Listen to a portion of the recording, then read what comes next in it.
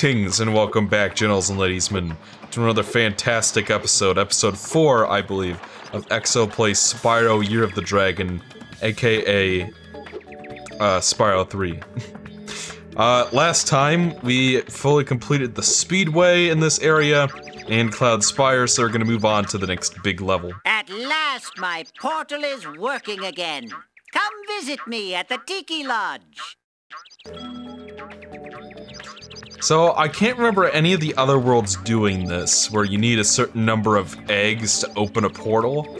It might be that I just have always had enough, but like in this hub world specifically, there are a couple of NPCs that will hang out next to the portals and wait for you to come back with enough eggs.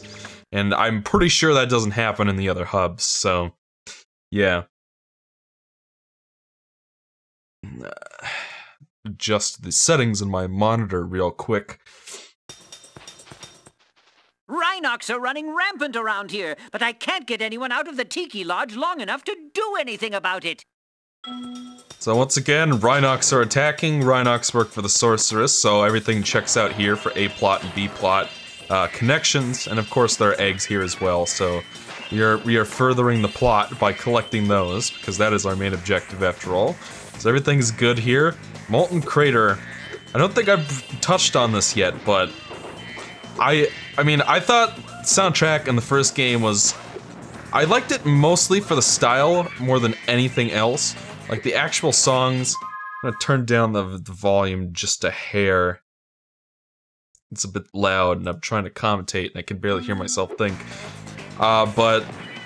soundtrack in Spyro 1 was good, but not especially memorable, honestly. Like, a lot of the tracks kind of blend together, but... at the very least, the game had a very nice sense of style to it. So, you know, I was cool with that. It was a good start. Stuart Copeland has a very unique style that really works for this trilogy. Then we got to Spyro 2, and I thought the soundtrack in that game was much, much better than the one in the first game, much more memorable, much catchier. You know, you remember tracks like Glimmer and Colossus and Idle Springs and all that. Be sure to keep your friend Sparks the Dragonfly healthy, Spyro. If his health is low, torch a little creature like the slug below me to release a butterfly. Again, more stuff we already know. But as I was saying, so Spyro 2 had a great soundtrack. I don't really have any complaints about that one, but I shit you not, I believe Spyro 3's soundtrack to be even better than Spyro 2's. It's kind of hard to compare them, honestly, and it all kind of boils down to preference, really, but tracks like Molten Crater are a good example of why I believe the soundtrack to be the superior offering from Stuart Copeland. He actually has a co-composer in this game, Ryan Beveridge. I don't really know who composed what. Maybe to some people there's some obvious stylistic differences, but I personally could not tell who did what. I'm pretty sure that this sounds very much like a Stuart Copeland composition, but like with my unfortunate remarks about Evelyn Novakovic and DKC3 playthrough, it's entirely possible I might be wrong, and this is indeed a Ryan Beveridge composition. I think it's a testament to how well the two work together that I can't tell who did what. Here, take this egg. They were giving them away at the Tiki Lodge last night. So I hope they don't have more of them. That would have been a nice world-building thing if they said, I won it at the Tiki Lodge the other night, you know. But I don't believe they're bringing that back. So no, we got our Tiki friend to go through the portal, so that means we're done with the talisman equivalent for the stage. And unfortunately, one of the biggest problems with this game... No, Sergeant. Sergeant Bird is currently on an important mission to the inside of a cage. Tough luck. Sorceress. So, looks like there's a portal there, but we can't go in it because, believe it or not, there are even more characters to unlock in this game. And we have not unlocked that one yet, so... Spyro, you're just in time. I saw 2 egg thieves run through this door. Well, actually, they paid me to guard their hideout, but that's irrelevant. I'll happily let you through the gate to chase them down for a small finder's fee. Thank you, Spyro, and best of luck catching those dastardly egg thieves.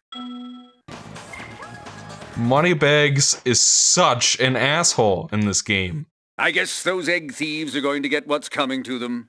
It's too bad. I always sort of liked those guys. I mean, he is such a dick in this game. It is amazing.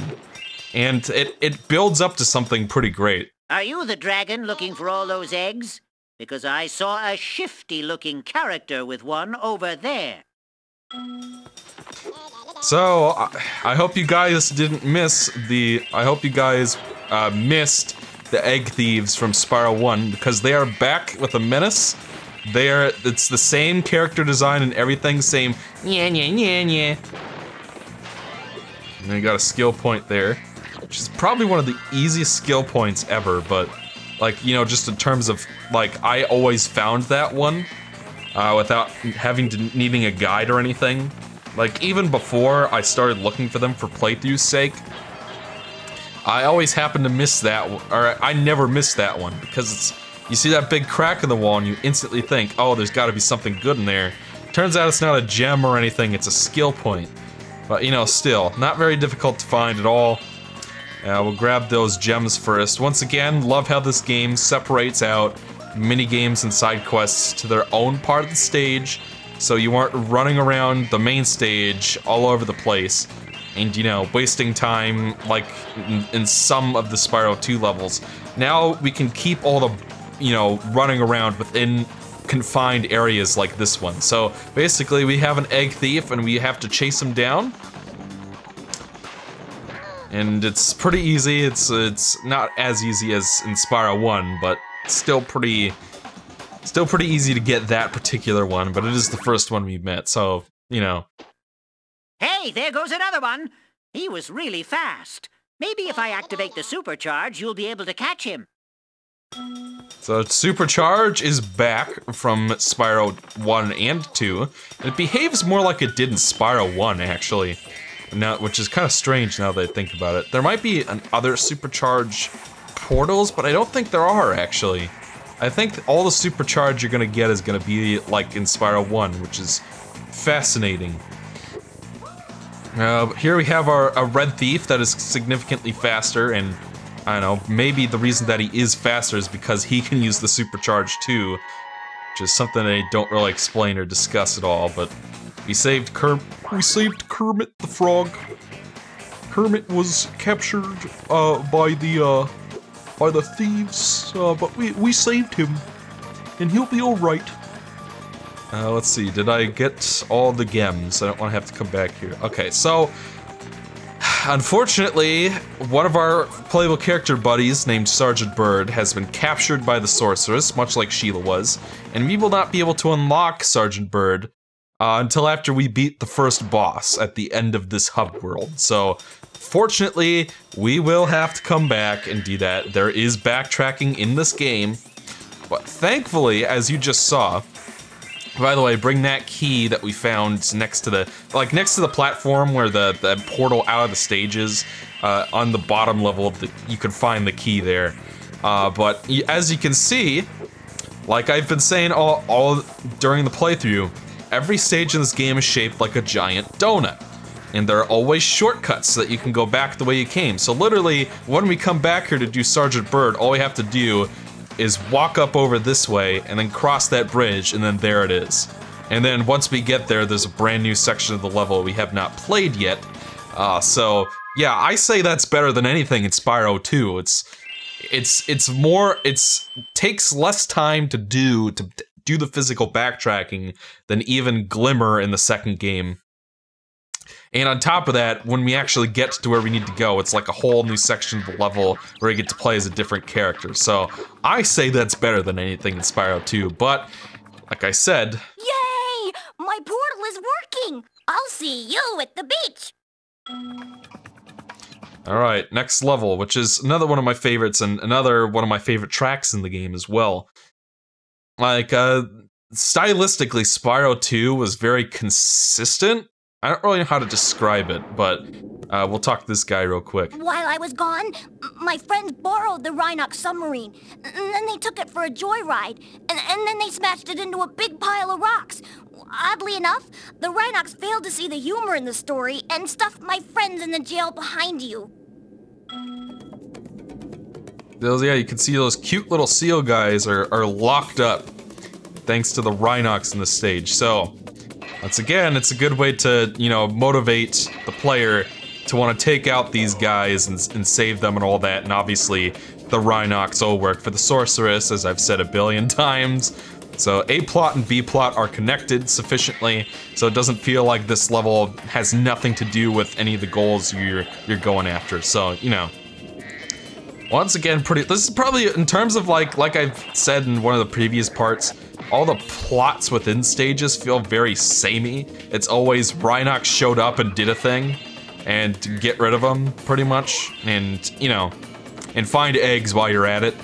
But in this one feels a little better than that, where it's like the Rhinox already kind of were here, and then the good guys kind of did something to anger them. It's probably one of my favorite level plots. It's one of the more, it's more varied than some of the other plots we're going to be seeing throughout this stage. And as you can see, the inside of the submarine itself is hollow, and we have swimming in this stage, which is always fun. I've always enjoyed the Spyro swimming controls, and they feel just as good as they did in the second game. If you want a quick summary of your progress in a world, you can press the select button to open the Atlas page for the world you are in.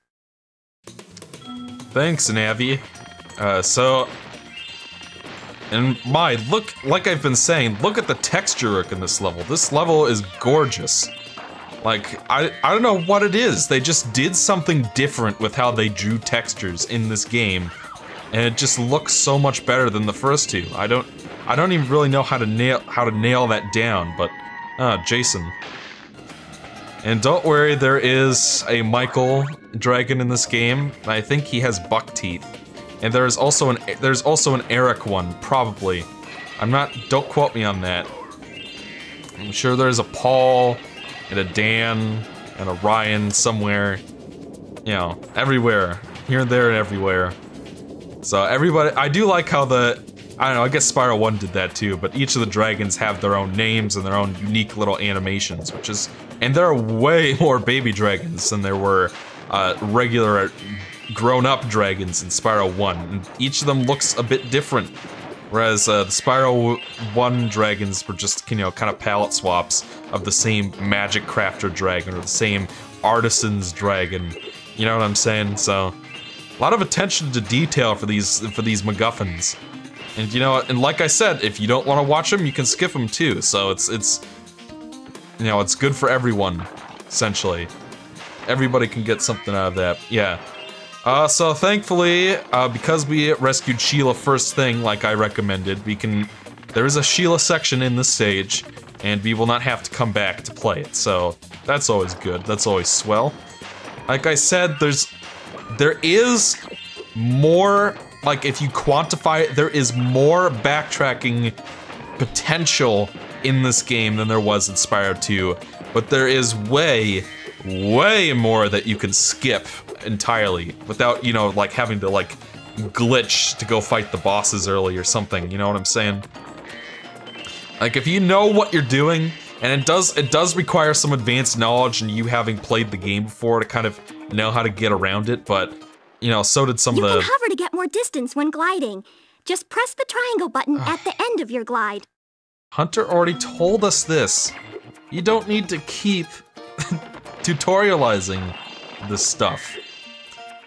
But I digress. Let's get that Rinnick real quick. The Chronicles of Rinnick. And I think I will actually go play that Sheila section now. Just because that seems like the faster thing to do anyway. What is this, part 4? Yeah, part 4 of the Spyro 3 playthrough. And yeah, we're making some good progress actually. We're almost, after this level, we're done with Sunrise Springs, believe it or not. We might even be able to finish it before the part ends. We'll see. Oh, hi, Spyro. Some of my seal friends are trying to take down a Rhinoc fortress. I'm about to go and lend a foot. I love the smell of singed Rhinoc in the morning. Alright, and now we are playing as Sheila. So now we're getting into some of the more gimmicky secondary character sections in the game. Because unfortunately, they don't not all of them, and for one character in particular, is gonna be pretty bad. Not all of them stick to the character's core gameplay in terms of you're going through a level, per se. Like that section in Sunny Via for Sheila. This one feels more like a Spyro minigame, almost. You know, like when you play a minigame section, it's like the Sunseed. That's a pretty good example. This feels like a Sheila's version of the Sunseed section. The Rhinox have built a fortress on our beach, and we're gonna blow it to smithereens. We just need you to take out all the turrets for us. We're lighting the bomb now. Just make sure to stomp all those turrets before the fuse runs out, okay? And hey, look, the inhabitants are actually rebelling against the sorceress and against the Rhinox, which is neat. This section is really easy. All you have to do is, so what you're supposed to do is like break the blocks on top of the cannons so that you can stomp them from above, but the actual turret part that sticks out counts as part of the turret, so you can stomp on that and make this really easy. I mean, this is probably Sheila's weakest section, easily, and you know, unfortunately, there isn't as much of Sheila and the secondary characters as would have been ideal, in my opinion. So that means that we're only going to be playing as Sheila 4 times throughout the entire game.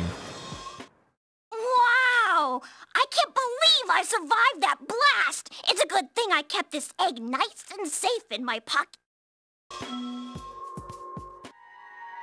And there we go, we get a Dagron egg for completing the section, and there are a couple of gems sitting around. I mean, we're still using Sheila's mechanics. It's not like this is like a dumb minigame that has nothing to do with the character at all. If you played this game, you know which one I'm talking about. One of the secondary character sections is pretty infamous, and as much as I will defend the secondary characters overall, there was no reason that needed to be one of the 4 sections for that character. But, you know, this one's not too bad. You're still using Sheila's mechanics. There is some kind of challenge, but it takes only like 5 seconds to beat. So it feels kind of like, I don't know. I would have liked it if there was at least 5 sections for each of the secondary characters. Then we could have, you know, afforded. Oh yeah, there's a chicken swimming around down here, and when you kill him, he will release a skill point. So they're actually. No, there's only the one in this level. For some reason, I thought there were 2, but I was actually thinking of Molten Crater. Speaking of which, canonically, Molten Crater is actually where Gulp is from the, you know, the big green guy from Spyro 2 with the cannons. He's actually from Molten Crater, and that is where, canonically, where he meets Ripto, so. Fun fact and all. There, we gotta go get that octopus, and he'll drop a gem. Thank goodness the regular gem system is back. Not that it really matters, since, like I said, most of the backtracking you can skip, but. And there aren't nearly as many power-up gates now that I think about it. I don't know, that was honestly even getting kind of stale by the end of Spyro 2, so I'm cool with that. There we go. You could use your head bash if you really need to get the extra lift there, but looks like you've got a minigame. Bluto the Rhinox has challenged us to a naval battle. Our speedboat versus his nuclear shark submarine. If we win, we get the dragon egg he's guarding. If we lose, we have to spend a month in KP. What do you say? Do you want to take on Bluto? Okay, good luck. Just remember, stay away from the sharp end. Okay, so this is a little bit different. I feel like there was a vehicle that kind of controlled like this in Spyro 2, but I can't remember exactly what it was called. But anyways, we are piloting this little boat that is shaped kind of like... I know what the vehicle I'm thinking of is. It's from the final boss, actually. But there's a guy in the shark submarine. It's a Rhinox. You gotta steer yourself over these crates to pick up bombs. And as you can see, this is a secondary boss fight, actually. But the boss is only vulnerable when he sticks his head out, and obviously if he hits you, you're gonna take damage. So you gotta take pot shots at him from a distance when he's open to attack. And he is kind of easy to miss, actually. And if you get too close to him, he'll try to bite you, so, you know. I mean, the controls for this are pretty intuitive. This is a much better boss than that bowl from Metropolis ever was. And I do enjoy fighting him, even though he can be kind of... Ooh, I got killed by this boss. That's first, ladies and gentlemen. Bluto the rhino. So we'll give this another shot. I mean, it's not really a super difficult, challenging boss, honestly. It's... But, you know, there is some challenge to it, at least. Like, it is possible to lose this. So, I'd say that this is a fine boss. They're actually... I don't know, maybe if you counted them, they're as many bosses as there were in Spyro 1. Oh shit, he's gonna... Yeah. I was getting ready to... Damn, he... This guy does... I'm having a serious case of LP curse right now. Let's move our butts, let's move our tookuses. What's weird about the boat is that it has tank controls. Probably because, it's possible to play this with the D-pad, so they just went with the same scheme for both the stick and the D-pad, you know. So it does, the controls are a little weird, I'm not gonna lie, they're not my favorite. Damn. This boss wants my scales, is what's happening. Alright, well, let's give this another shot and then we'll end the part. I don't think I've ever lost this boss before, but... Yeah, I don't know, maybe I've just been playing so well. This game has a special difficulty system in it.